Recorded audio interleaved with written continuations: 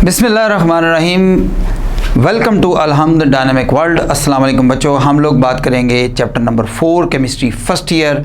और chemistry first year में chapter number 4 में हमारा आज का टॉपिक है एनर्जेटिक्स ऑफ फेस चेंज।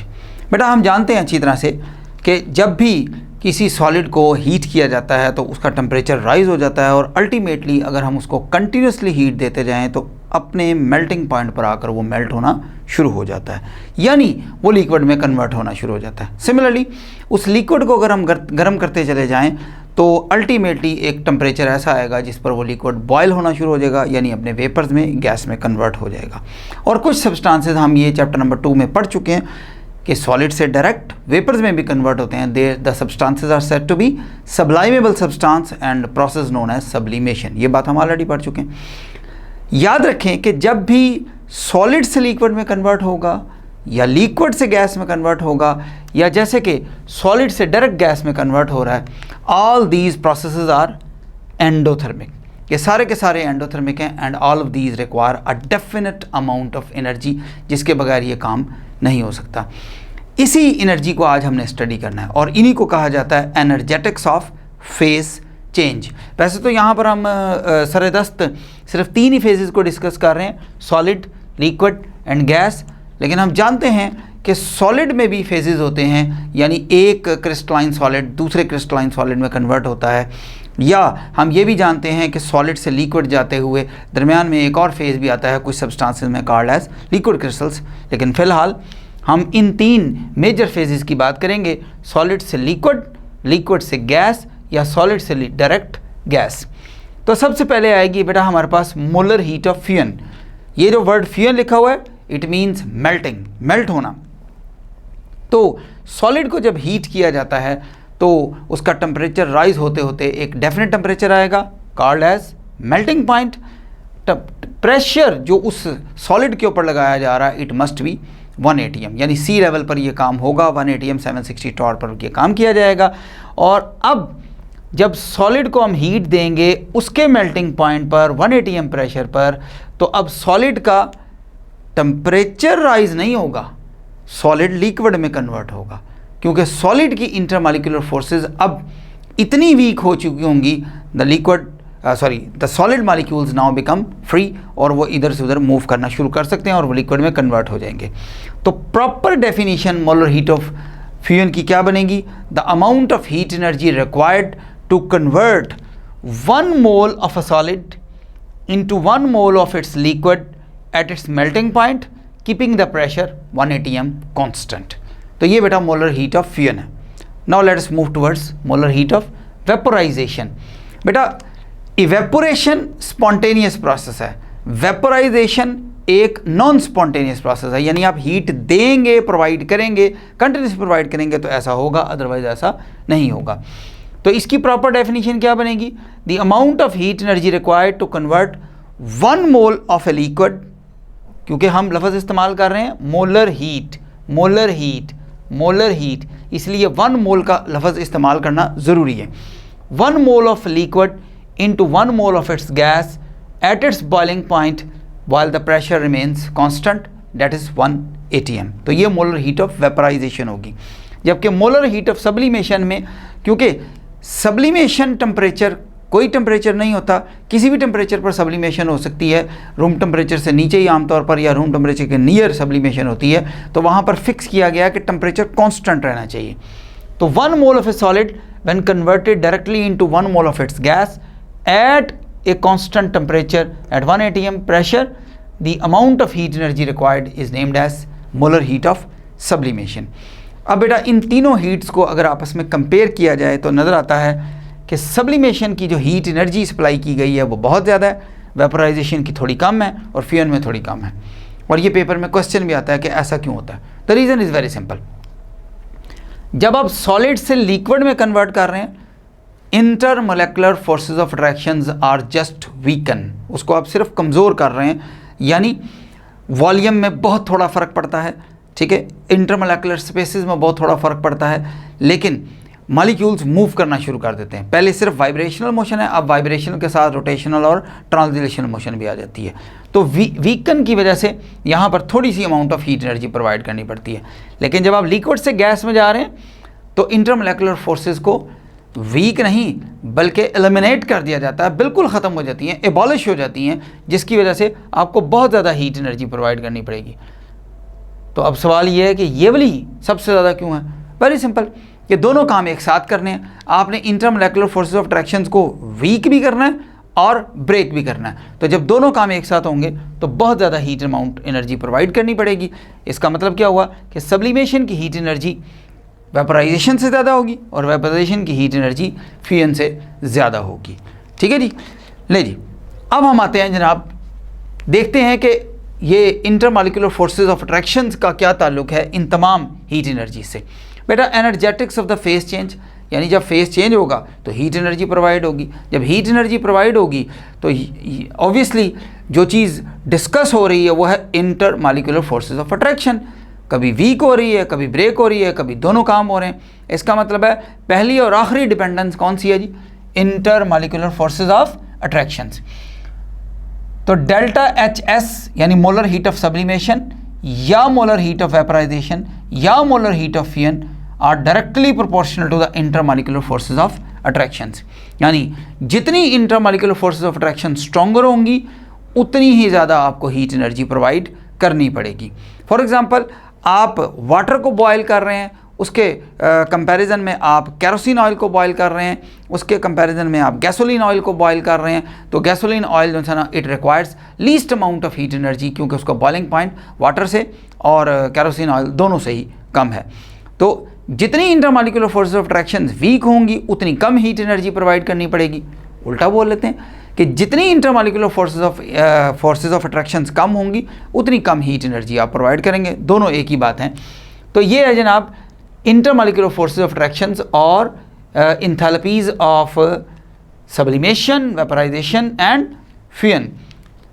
इससे हम दो बातें फाइंड आउट कर सकते हैं रेसिप्रोकेट बुनियादों पर। यानी अगर हमें किसी सब्सटेंस की इंटरमॉलिक्यूलर फोर्सेस ऑफ अट्रैक्शन की स्ट्रेंथ का इल्म है तो हम प्रिडिक्ट कर सकते हैं कि इसकी हीट ऑफ सब्लिमेशन क्या होगी। रिवर्स में कि अगर हमें हीट ऑफ सब्लिमेशन का पता है या फ्यूजन का पता है या वेपराइजेशन का पता है तो हम बता सकते हैं कि इसमें इंटरमॉलिक्यूलर फोर्सेस ऑफ अट्रैक्शन कितनी स्ट्रॉन्ग हो सकती हैं। ले जी, अब इसके साथ एसोसिएटेड एक छोटा सा टॉपिक है जिसका नाम है डायनामिक इक्विलिब्रियम। अगर हमारे पास सॉलिड और लिक्विड एक ही सब्सटेंस के प्योर फेज मौजूद हैं और वो मेल्टिंग पॉइंट पर मौजूद हैं और टेम्परेचर आप चेंज नहीं कर रहे, तो फिर सॉलिड और लिक्विड में एक इक्विलिब्रियम डेवलप हो जाएगा और ये एक रिवर्सिबल इक्विलिब्रियम होगा, कॉल्ड एज डायनामिक इक्विलिब्रियम। और याद रखिएगा कि dynamic equilibrium is ultimate goal of a reversible reaction. वो फिजिकल रिवर्सिबल रिएक्शन हो या केमिकल रिवर्सिबल रिएक्शन हो, दोनों सूरतों में डायनामिक इक्विलिब्रियम डेवलप होगा। इसका मतलब क्या है? ये जो यहाँ लिखा हुआ है बेटा, अगर हमारे पास 1 किलोग्राम आइस मौजूद है जो कि 0 डिग्री सेल्सियस पर है और 1 किलोग्राम वाटर है जो 0 डिग्री सेल्सियस पर मौजूद है, और हम उसको दोनों को मिलाकर किसी ऐसे कंटेनर में रख देते हैं जो परफेक्ट इंसुलेटर है, जिसमें से हीट ना बाहर आ सकती है ना अंदर जा सकती है, तो सॉलिड यानी आइस रहेगी और वाटर लिक्विड रहेगा। यानी ना वाटर फ्रीज होगा ना ही आइस मेल्ट होगी।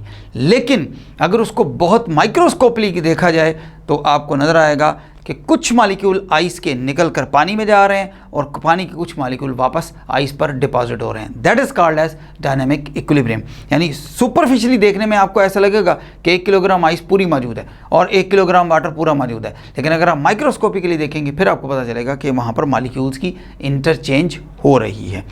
ये था बेटा लिक्विड, यानी chapter number liquids and solids 4 number chapter हमारा, इसमें से लिक्विड वाला पोर्शन मुकम्मल होता है। लेकिन सॉलिड में जाने से पहले लिक्विड और सॉलिड्स के दरमियान जो एक इंटरफेस है कॉल्ड एज लिक्विड क्रिस्टल्स, उसको डिस्कस करना बहुत ज़्यादा ज़रूरी है। तो स्टार्ट करते हैं जी, इंतहाई interesting topic called as liquid crystals. सबसे पहली बात, liquid crystals. What are liquid crystal? They are crystals और liquid? They are liquid. They are liquid that are behaving like crystals. यानी कुछ ऐसे लिक्विड्स हैं जो क्रिस्टल्स की तरह बिहेव करने की कोशिश कर रहे थे। तो ये देखें, इट वॉज 1888। फ्रेडरिक रिंजर जो है ना वो एक शख्स था, ऑस्ट्रियन बोटेनिस्ट है, वो क्लेस्ट्रॉयल बेंजोएट पर काम कर रहा था। क्लेस्ट्रॉयल बेंजोएट का स्ट्रक्चर अब आप देख सकते हैं। और क्लेस्ट्रॉयल बेंजोएट, कोलेस्ट्रॉल है बेटा, कोलेस्ट्रॉल और बेंजोइक एसिड, कोलेस्ट्रॉल एक लिपिड होता है और बेंजोइक एसिड एक एसिड है, इन दोनों को मिलाकर एक एस्टर बनता है और इस कंपाउंड का नाम है क्लेस्ट्रॉयल बेंजोएट। ये एक क्रिस्टलाइन सॉलिड है। अगर ये एक आम सादा सा सॉलिड होता, जिस तरह के शुगर है या ग्लूकोज है या कोई और सॉलिड है, तो होता ये कि हम इसको हीट करते और ये अपने मेल्टिंग पॉइंट पर मेल्ट होकर लिक्विड में कन्वर्ट हो जाता और क्लियर लिक्विड बन जाता। जैसे कि आप चीनी को गर्म करें तो वो अपने लिक्विड में कन्वर्ट होती है और बिल्कुल क्लियर लिक्विड डेवलप हो जाता है। लेकिन ऐसा नहीं हुआ, ऐसा नहीं हुआ। हुआ क्या? इन रियलिटी जब उसने इस क्रिस्टलाइन सॉलिड को गर्म किया तो वही देखकर हैरान रह गया कि 145 डिग्री सेल्सियस पर एक मिल्की सा लिक्विड डेवलप हो गया और वो गर्म करता चला गया तो 179 पर वो लिक्विड क्लियर हो गया। उसने कहा शायद गलती हो गई है, दोबारा कर लेते हैं। लेकिन जारी बात है दोबारा करने के लिए उसने उसको ठंडा किया ताकि वो दोबारा क्रिस्टल में कन्वर्ट हो सके। लेकिन वो ये देखकर हैरान रह गया कि ये जो क्लियर लिक्विड जब 179 पर दोबारा ठंडा हुआ तो वो सॉलिड में कन्वर्ट नहीं हुआ बल्कि मिल्की लिक्विड में कन्वर्ट हुआ और 145 पर फिर क्रिस्टलाइन सॉलिड में कन्वर्ट हुआ। उसने कहा शायद कोई गलती हो गई है, अब भी मुझसे कोई गलती हो गई है, इसको छोड़ देते हैं। बिल्कुल प्योर कोलेस्ट्रॉल बेंजोएट उसने लिया and repeat the experiment. He repeated the experiment but the result was same. उसने फिर अपने कोलैबोरेटर्स को बुलाया कि जनाब ये देखें ये क्या हो रहा है, मैंने तो पहले कभी ये चीज़ देखी नहीं है, ये कहाँ से आ गया। तो फिर उन्होंने कोलैबोरेटर्स ने बताया कि जनाब आप एक नई चीज़ डिस्कवर कर चुके हैं और उस नई चीज़ का नाम रखा गया लिक्विड क्रिस्टल्स। यानी we have a fourth phase, solid, liquid और गैस के बाद हमने fourth phase of matter discover कर लिया, डेट इज लिक्विड क्रिस्टल्स। इसको प्रैक्टिकली फोर्थ फेज नहीं कहा जाता क्योंकि इसमें प्रॉपर्टीज़ लिक्विड सॉलिड्स की भी मौजूद हैं, यानी क्रिस्टलाइन सॉलिड्स की मौजूद हैं और लिक्विड भी मौजूद हैं। इसलिए बाकायदा से जैसे सॉलिड, लिक्विड, गैस और प्लाज्मा चौथा फेज है तो इसको बाकायदा से डिक्लेयर नहीं किया जाता, लेकिन इन रियलिटी ये ऐसा ही है कि बाकायदा ये चौथा फेज है। तो इसको हम लिक्विड क्रिस्टल का नाम देंगे। What is liquid crystals? तो बेटा liquid crystals are the liquids which have a definite order in them. ये देखें, वो कहता है कि जब ये लिक्विड स्टेट में मौजूद हैं तो इनके मॉलिक्यूल रैंडमली प्रेजेंट हैं, यानी जब यहाँ पर ये मौजूद होगा तो ये रैंडमली प्रेजेंट होगा। लेकिन जब ये लिक्विड क्रिस्टल की शक्ल में आएगा तो इसमें कुछ ऑर्डरली अरेंजमेंट आ जाएगी। वो ऑर्डरली अरेंजमेंट हरगिज़ नहीं आती जो एक प्योर क्रिस्टलाइन सॉलिड में होती है। यानी अगर हमारे पास कोलेस्ट्रॉल बेंजोएट की बात करें और वो क्रिस्टलाइन सॉलिड की शक्ल में मौजूद हो तो जो अरेंजमेंट यहाँ होगी वो अरेंजमेंट यहाँ नहीं है, लेकिन बहरहाल यहाँ पर अरेंजमेंट ज़रूर मौजूद होगी। और ये अरेंजमेंट किस तरह की होती है बेटा? एक को हम नमेटिक बोलते हैं, फिर स्मैक्टिक बोलते हैं और कोलेस्टेरिक बोलते हैं, जिसको आप स्क्रीन पर देख सकते हैं। इनकी पिक्स को पेपर में ड्रा करना ज़रूरी नहीं है क्योंकि किताब का हिस्सा नहीं है ये, ठीक है, लेकिन आपकी अंडरस्टैंडिंग के लिए ये दिखाई गई हैं कि ये किस तरह से नज़र आ रही हैं। अब आते हैं बेटा हम यूजेस, क्योंकि लिक्विड क्रिस्टल्स जो है ना वो बड़ी रीसेंट एक आप कह लें कि डिस्कवरी है और फिर उसको इन्वेंशन में कन्वर्ट किया गया, फिर ख़ुद भी बनाया गया और इसलिए इनके बहुत सारे यूजेस जो है ना वो इस वक्त मौजूद हैं। बेटा सबसे पहली बात यह है कि liquid crystals respond to the temperature, pressure and electric current. ये तीनों चीज़ों को रिस्पॉन्ड करते हैं। यानी टेम्परेचर के चेंज होने से दर हकीकत लिक्विड क्रिस्टल्स के मॉलिक्यूल्स के दरमियान जो डिस्टेंस है वो डिस्टर्ब होता है और डिस्टेंस डिस्टर्ब होने से, डिस्टर्ब का लफ्ज़ मैं इसलिए इस्तेमाल कर रहा हूँ, समटाइम इंक्रीज़ होता है, समटाइम डिक्रीज़ होता है, समटाइम चेंज होता है, ठीक है। हम ये लफ्ज़ नहीं इस्तेमाल कर सकते एग्जैक्टली कि क्या होता है, जिसकी वजह से क्या होता है वो कहता है colour of the reflected light changes, यानी उसके ऊपर जो लाइट पड़ रही है और उससे जो रिफ्लेक्ट होकर लाइट वापस आ रही है वो इंटरफेरेंस शो करती है और कभी वो ब्लू नज़र आता है तो किसी सूरत में ग्रीन नज़र आता है तो किसी सूरत में कोई और कलर नज़र आता है, फिर उसको हम इस्तेमाल करते हैं। प्रेशर का भी यही इफेक्ट होता है और इलेक्ट्रिक करंट के केस में भी यही होता है। यानी आपके पास जो आम से साइंटिफिक कैलकुलेटर्स मौजूद हैं, आप उसको बिल्कुल ऑफ स्टेट में देखें, ठीक है, तो आपको बिल्कुल एक स्क्रीन नज़र आएगी ब्लैंक सी, लेकिन जब आप उसको ऑन करते हैं तो एक तरफ आपको 0 लिखा नज़र आ रहा है, एक तरफ आपको मैथ लिखा नज़र आ रहा है, कहीं आपको फिक्स लिखा नज़र आ रहा है। आपने मज़ीद कोई बटन नहीं दबाए, लेकिन फिर भी आपको स्क्रीन पर हल्का सा कुछ डिस्प्ले नज़र आ रहा है। यानी जब करंट उसमें से पास हो रहा है लिक्विड क्रिस्टल डिस्प्ले में से, तो उसमें मॉलिक्यूल्स में अरेंजमेंट आनी शुरू हो जाती है। और जब मॉलिक्यूल में अरेंजमेंट आती है तो उसके ऊपर से जो वाइट लाइट उसके ऊपर डाली जा रही है तो रिफ्लेक्ट हो रही है, वो डिफरेंट कलर में रिफ्लेक्ट होती नज़र आ रही है। सिमिलरली इलेक्ट्रिक करंट से भी ऐसा ही इफेक्ट होता है। तो इनको वेन्स, आर्टरीज और infection and tumours, specially breast cancer को आइडेंटिफाई करने के लिए इस्तेमाल किया जाता है। हमारी बॉडी के अंदर बेटा टेम्परेचर, हमारा एवरेज टेम्परेचर 37 डिग्री सेल्सियस होता है, लेकिन बॉडी में जहाँ से वेन्स और आर्टरीज गुजर रही हैं, या खुदा न खास्ता किसी जगह पर कोई इन्फेक्शन है या उससे भी प्रॉब्लमेटिक कोई चीज़ क्रिएट हो गई है, यानी कोई ट्यूमर बन गया है, तो वहाँ पर क्योंकि ब्लड थोड़ी देर के लिए रुकता है, जिसकी वजह से टेम्परेचर थोड़ा सा राइज़ होता है। तो एक स्पेशली डिज़ाइंड लिक्विड क्रिस्टल जो है ना, उसको उसके ऊपर लगाया जाता है और फिर मुख्तलिफ आप कह लें कि इंस्ट्रूमेंट्स की मदद से उसको डिटेक्ट किया जाता है कि यहाँ पर एग्जैक्टली ट्यूमर की लोकेशन मौजूद है। स्पेशली ब्रेस्ट कैंसर को आइडेंटिफाई करने के लिए इस्तेमाल किया जाता है। रूम थर्मामीटर्स और इस तरह के और बहुत सारे थर्मामीटर्स में, क्लिनिकल थर्मामीटर में भी इस्तेमाल होते हैं। फिजिशियंस माथे पे एक पट्टी सी लगाते हैं जो लिक्विड क्रिस्टल्स की होती है और वो टेम्परेचर हमें बता देता है, जैसे कि आपको इस वक्त स्क्रीन पर नज़र भी आ रहा है। तो ये टेम्परेचर सेंसर के तौर पर इस्तेमाल किए जा सकते हैं।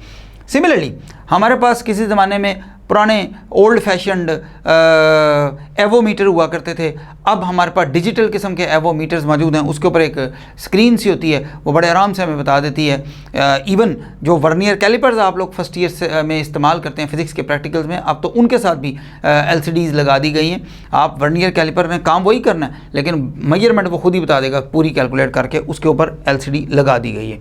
पोटेंशियल फेलियर ऑसिलोग्राफिक और TV डिस्प्लेज में, यानी आजकल जो हम टेलीविज़न देख रहे हैं वो कन्वेंशनल टेलीविज़न नहीं है, बल्कि वॉल माउंटेड टेलीविज़न है। दीवार पर लगा दिया जाता है या टेबल पे भी रख लें तो वो बारीक सा टेलीविज़न होता है। वो LED होता है या LCD होता है। LCD भी अब ऑब्सोलीट होता चला जा रहा है, अब तो LED आ गए हैं और उसके आगे भी आ गए हैं।